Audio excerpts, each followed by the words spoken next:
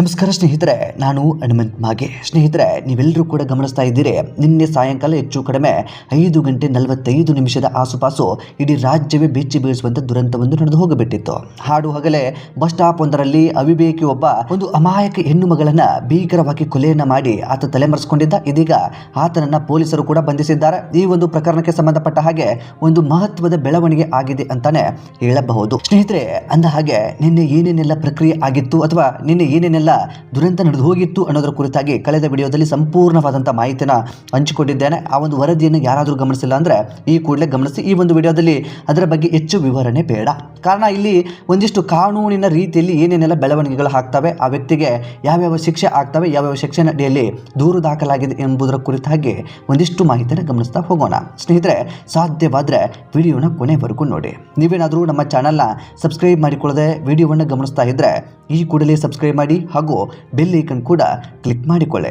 ಸ್ನೇಹಿತರೆ, ಅಂದ ಹಾಗೆ ಆರೋಪಿ ಚೇತನ್ ಏನಿದ್ದಾನೆ, ಆ ವ್ಯಕ್ತಿಯನ್ನ ಇವತ್ತು ಬೆಳಗಿನ ಜಾವ ಪೊಲೀಸರು ಕೂಡ ಬಂಧಿಸಿದ್ದಾರೆ. ಮಂಗಳೂರಿನ ಸಮೀಪದಲ್ಲಿ ಆತನ ಬಂಧನವೂ ಕೂಡ ಆಗಿತ್ತು. ಇನ್ನು ಈ ಒಂದು ವ್ಯಕ್ತಿಯ ಮೇಲೆ 3 ಸೆಕ್ಷನ್ ಅಡಿಯಲ್ಲಿ ದೂರು ಕೂಡ ದಾಖಲಾಗಿದೆ. ಸೆಕ್ಷನ್ 103 ಅಂತಂದ್ರೆ ಏನಿದು ಸೆಕ್ಷನ್, ಈ ಸೆಕ್ಷನ್ ಅಲ್ಲಿ ಏನೇನೆಲ್ಲ ಪ್ರೊಸೀಜರ್ ಇರುತ್ತೆ ಅಥವಾ ಈ ಒಂದು ಸೆಕ್ಷನ್ ಸಾಬೀತಾದ್ರೆ ಆ ವ್ಯಕ್ತಿಗೆ ಏನು ಶಿಕ್ಷೆ ಆಗುವಂತ ಸಾಧ್ಯತೆ ಇರುತ್ತೆ ಎಂಬುದರ ಕುರಿತಾಗಿ ಗಮನಿಸ್ತಾ ಹೋಗೋಣ.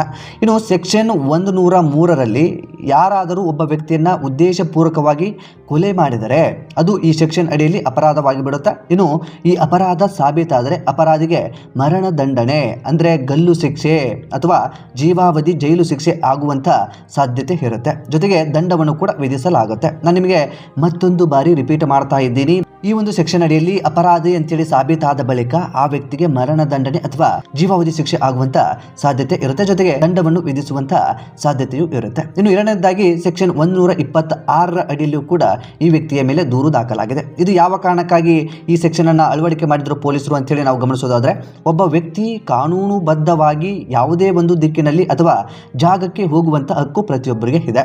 ಮತ್ತೊಬ್ಬ ವ್ಯಕ್ತಿ ಆತನ ದಾರಿಯನ್ನ ಬಲವಂತವಾಗಿ ಅಥವಾ ಉದ್ದೇಶಪೂರ್ವಕವಾಗಿ ತಡೆದರೆ ಅದನ್ನ ರಾಂಗ್ ಫುಲ್ ರಿಸ್ಟ್ರೆಂಟ್ ಎಂದು ಕರೆಯಲಾಗುತ್ತೆ. ಇನ್ನು ಈ BC ರೋಡ್ ಘಟನೆಯಲ್ಲಿ ಲಾವಣ್ಯಳನ್ನ ಬಸ್ ನಿಲ್ದಾಣದಲ್ಲಿ ತಪ್ಪಿಸಿಕೊಳ್ಳದಂತೆ ತಡೆಯಲು ನಿಲ್ಲಿಸಿದ್ದಕ್ಕೆ ಈ ಒಂದು ಸೆಕ್ಷನ್ ಅಡಿಯಲ್ಲಿ ಚೇತನ್ ವಿರುದ್ಧ ದೂರು ಕೂಡ ದಾಖಲಾಗಿದೆ. ಈ ಅಪರಾಧಕ್ಕೆ 1 ತಿಂಗಳವರೆಗೆ ಸಾದಾ ಜೈಲು ಶಿಕ್ಷೆ ಅಥವಾ 5,000 ರೂಪಾಯಿವರೆಗಿನ ದಂಡವನ್ನು ಕೂಡ ಅಥವಾ ಎರಡನ್ನೂ ಕೂಡ ವಿಧಿಸುವಂತಹದ್ದು ಕಾನೂನಿನಲ್ಲಿ ಅವಕಾಶ ಇದೆ. ಇನ್ನು ಮೂರನೆಯದಾಗಿ BNS ಸೆಕ್ಷನ್ 78ರ ಅಡಿಯಲ್ಲಿಯೂ ಕೂಡ ದೂರು ದಾಖಲಾಗಿದೆ. ಈ ಸೆಕ್ಷನ್ ಅಡಿಯಲ್ಲಿ ಯಾಕೆ ದಾಖಲಾಗಿದೆ ಅಂತೇಳಿ ನಾವು ಗಮನಿಸೋದಾದ್ರೆ, ಒಬ್ಬ ಮಹಿಳೆಗೆ ಇಷ್ಟವಿಲ್ಲದಿದ್ದರೂ ಆಕೆ ಸಮ್ಮತಿ ಇಲ್ಲದೆ ಪದೇ ಪದೇ ಆಕೆಯನ್ನು ಹಿಂಬಾಲಿಸುವಂಥದ್ದು, ಸಂಪರ್ಕಿಸಲು ಯತ್ನಿಸ್ತಾ ಇರುವಂಥದ್ದು, ಪೀಡಿಸುವುದು ಅಥವಾ ಆಕೆಯ ಇಂಟರ್ನೆಟ್ ಸೋಷಿಯಲ್ ಮೀಡಿಯಾ ಚಟುವಟಿಕೆಗಳನ್ನು ನಿಗಾ ಇಡುವುದನ್ನು ಇದು ಒಳಗೊಂಡಿರುತ್ತದೆ. ಆರೋಪಿ ಚೇತನ್ ಲಾವಣ್ಯಳನ್ನ ಏಕಪಕ್ಷೀಯವಾಗಿ ಪ್ರೀತಿಸಿ ಆಕೆಗೆ ಪೀಡಿಸುತ್ತಿದ್ದ ಹಿನ್ನೆಲೆಯಲ್ಲಿ ಈ ಸೆಕ್ಷನ್ ಅನ್ನ ಈಗ ಪೊಲೀಸರು ಕೂಡ ಹಾಕಿಕೊಂಡಿದ್ದಾರೆ. ಇನ್ನು ಶಿಕ್ಷೆ ಸಾಬೀತಾದರೆ ಮೊದಲ ಬಾರಿ ಈ ಅಪರಾಧ ಸಾಬೀತಾದಂಥ ಸಂದರ್ಭದಲ್ಲಿ 3 ವರ್ಷಗಳವರೆಗೆ ಜೈಲು ಶಿಕ್ಷೆ ಮತ್ತು ದಂಡವನ್ನು ಕೂಡ ವಿಧಿಸಲಾಗುತ್ತೆ. ಒಟ್ಟು ಈ 3 ಸೆಕ್ಷನ್ ಅಡಿಯಲ್ಲಿ ಈ ವ್ಯಕ್ತಿ ವಿರುದ್ಧ ದೂರು ದಾಖಲಾಗಿದೆ. ಅಂತಂದ್ರೆ ಕೇಸನ್ನು ಇದೀಗ ಪೊಲೀಸರು ರಿಜಿಸ್ಟರ್ ಮಾಡ್ಕೊಂಡಿದ್ದಾರೆ. ಆ ವ್ಯಕ್ತಿ ಚಿಕಿತ್ಸೆ ಕೂಡ ಪಡಿತಾ ಇದ್ದಾನೆ. ಅದೆಲ್ಲವೂ ಕೂಡ ಸರಿಯಾದ ಬಳಿಕ ಪೊಲೀಸರು ತಮ್ಮ ಕಸ್ಟಡಿಗೆ ತೆಗೆದುಕೊಳ್ತಾರೆ. ಆತನನ್ನ ಕೋರ್ಟ್ಗೆ ಸಬ್ಮಿಟ್ ಮಾಡಿದಂಥ ಸಂದರ್ಭದಲ್ಲಿ ಒಂದಿಷ್ಟು ದಿವಸಗಳ ಅವಧಿ ಅಂತೇಳಿ ಅವರನ್ನ ಕಸ್ಟಡಿಗೆ ತೆಗೆದುಕೊಂಡು ಒಂದು ಸ್ಥಳ ಮಹಜರು ಮಾಡುವಂಥದ್ದಾಗಿರ್ಬೋದು, ರೀಕ್ರಿಯೇಷನ್ ಮಾಡುವಂಥದ್ದಾಗಿರ್ಬೋದು. ಸೊ ಚಾರ್ಜ್ ಶೀಟನ್ನು ಸಲ್ಲಿಸೋದಕ್ಕೆ ಏನೇನೆಲ್ಲ ಪ್ರೊಸೀಜರ್ ಇರುತ್ತೋ ಅಥವಾ ಚಾರ್ಜ್ ಶೀಟ್ ಸಿದ್ಧಪಡಿಸೋದಕ್ಕೆ ಅವರಿಗೆ ಏನೇನೆಲ್ಲ ಸಾಕ್ಷಿ ಆಧಾರಗಳು ಬೇಕಾಗಿರುತ್ತೋ ಅದಕ್ಕೆಲ್ಲದಕ್ಕೂ ಕೂಡ ಪೊಲೀಸರು ತಯಾರಿ ಮಾಡಿಕೊಳ್ತಾರೆ. ಒಟ್ಟಾರೆಯಾಗಿ ಈ ಸೆಕ್ಷನ್ ಅಡಿಗಳಲ್ಲಿ ಆ ವ್ಯಕ್ತಿಯ ವಿರುದ್ಧ ದೂರು ದಾಖಲಾಗಿದೆ. ಹಾಗಾಗಿ ಶಿಕ್ಷೆ ಸಾಬೀತಾಗುವಂಥ ಸಾಧ್ಯತೆ ಎಲ್ಲವೂ ಕೂಡ ಹೆಚ್ಚಾಗಿದೆ. ಯಾಕೆ ಅಂತಂದ್ರೆ CCTV ಫುಟೇಜ್ಗಳಿದ್ದಾವೆ, ಸ್ಥಳೀಯರು ಸಾಕಷ್ಟು ಜನ ಗಮನಿಸಿದ್ದವರಿದ್ದಾರೆ, ಯಾರಾದರೂ ಸಾಕ್ಷಿ ಹೇಳುವಂಥವರು ಸಹಜವಾಗಿ ಮುಂದೆ ಬಂದೇ ಬರ್ತಾರೆ. ಸೊ ಇಂಥದ್ದೆಲ್ಲವೂ ಕೂಡ ಆದ ಬಳಿಕ ಆ ವ್ಯಕ್ತಿಗೆ ಖಂಡಿತವಾಗಿಯೂ ಜೀವನ ನರಕ ಅಂತಾನೆ ಹೇಳಬಹುದು. ಯಾಕೆಂತಂದ್ರೆ ಆತನಿಗೆ ಗಲ್ಲು ಶಿಕ್ಷೆ ಆಗಬೇಕು ಇಲ್ಲ ಜೀವಾವಧಿ ಶಿಕ್ಷೆ ಆಗಬೇಕು, ಎರಡರಲ್ಲಿ ಖಂಡಿತವಾಗಿಯೂ ಒಂದು ಹಾಗೆ ಆಗುತ್ತೆ ಅನ್ನುವಂಥ ನಂಬಿಕೆ ನಮ್ಮಲ್ಲೆಲ್ಲರಿಗೂ ಕೂಡ ಇದೆ. ಜೊತೆಗೆ ಆತನಿಗೂ ಕೂಡ ಕಾನೂನು ರೀತಿಯಲ್ಲಿ ಶಿಕ್ಷೆ ಆಗೋದಾದ್ರೂ ಕೂಡ ಜೀವಾವಧಿ ಶಿಕ್ಷೆ ಅಥವಾ ಗಲ್ಲು ಶಿಕ್ಷೆ ಖಂಡಿತವಾಗಿಯೂ ಕೂಡ ಹಾಗೆ ಆಗುತ್ತೆ ಅಂತಾನೆ ಹೇಳಬಹುದು. ನಾನು ಯಾಕೆ ಪದೇ ಪದೇ ಅದನ್ನೇ ಹೇಳ್ತಾ ಇದ್ದೀನಿ ಅಂತಂದ್ರೆ, ಒಂದಿಷ್ಟು ಕಾನೂನನ್ನ ಅರ್ಥಕೊಳ್ಳಿ.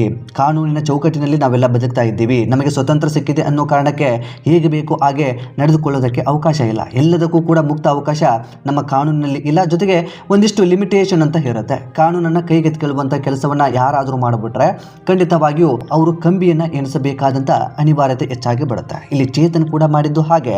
ಆಕೆಯನ್ನು ಪ್ರೀತಿಸ್ತಾ ಇದ್ನೋ ಅಥವಾ ಹಳೆಯ ಲವ್ ಸ್ಟೋರಿ ಇತ್ತೋ ಅದ್ಯಾವುದು ಕೂಡ ಇಲ್ಲಿ ಮ್ಯಾಟರ್ ಆಗೋದಿಲ್ಲ.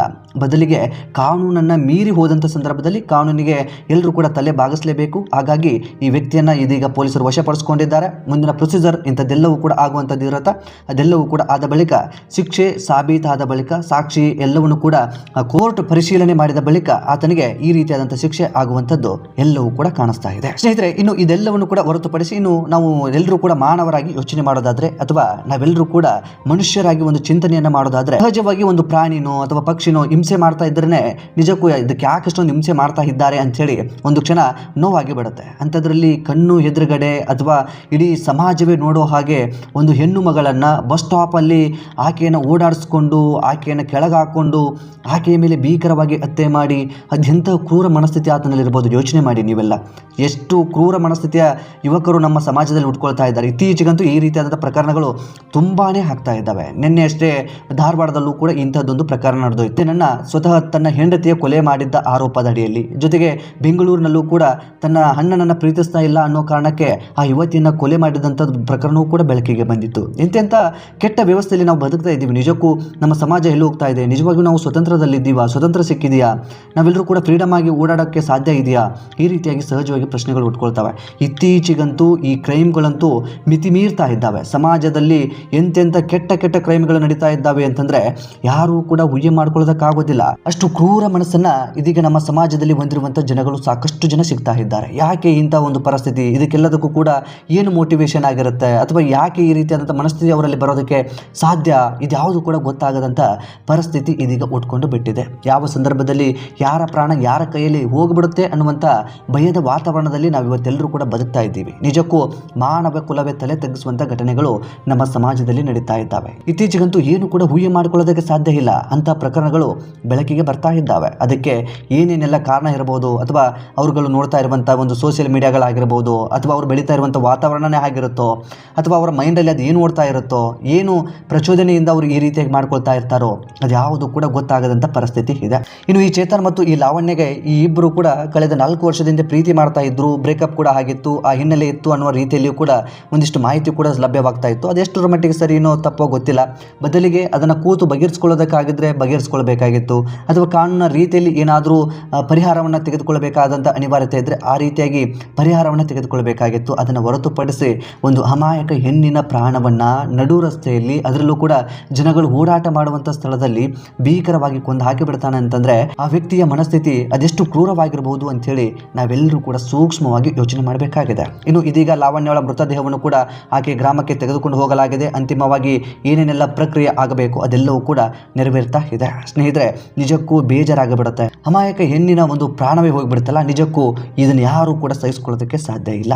ಸ್ನೇಹಿತರೆ, ಈ ಒಂದು ದುರಂತದ ಕುರಿತಾಗಿ ನಿಮ್ಮ ಅನಿಸಿಕೆ ಏನು ಎಂಬುದನ್ನು ಕಾಮೆಂಟ್ ಬಾಕ್ಸಲ್ಲಿ ಮೆನ್ಷನ್ ಮಾಡಿ. ಸಾಧ್ಯವಾದರೆ ಈ ವಿಡಿಯೋನ ನಿಮ್ಮ ಫ್ರೆಂಡ್ಸ್ ಹಾಗೂ ಫ್ಯಾಮಿಲಿಗೂ ಕೂಡ ಶೇರ್ ಮಾಡಿ.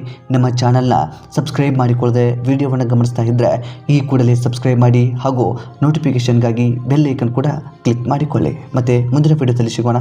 ನಮಸ್ಕಾರ.